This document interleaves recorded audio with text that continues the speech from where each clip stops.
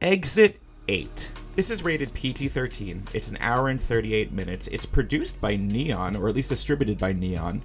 This is a psychological thriller, Japanese spoken with English subtitles. This is directed by Genki Kawamura and stars Kazunari Ninomiya and Yamato Kochi. If I butchered those names, I do apologize. Out of all of the random releases this week at AMC, none surprised me as much as Exit 8.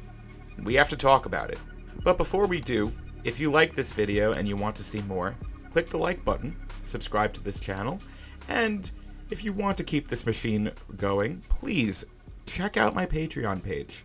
Exit 8 tells the story of a man, Kazunari Ninomiya, on the subway.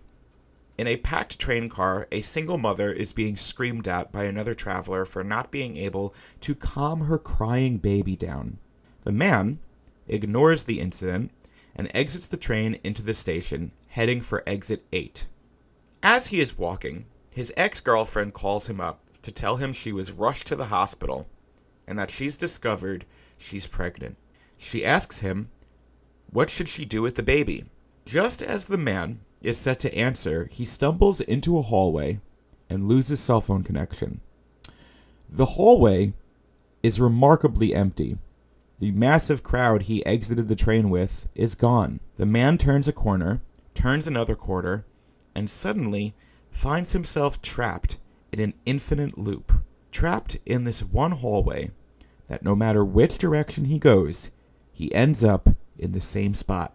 The setup itself is engrossing as is, but then you add the technical skill being displayed as well. The entire introductory sequence is shot in first person, reminiscent of filmmakers like Gaspar Noé's Enter the Void. The sound design, as our unnamed protagonist pulls his earbuds out and puts them back in, is totally immersive. Once trapped in the loop, Exit 8 is firing on all cylinders, with clear influences from The Shining and other Stephen King works like 1408.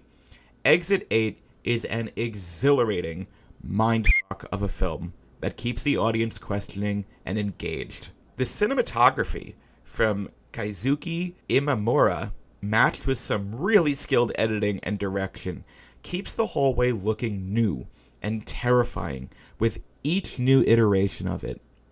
Director Genki Kawamura manages to find new angles and fresh perspectives with each reset that make this purgatory Escher loop terrifying as it is unpredictable and thrilling.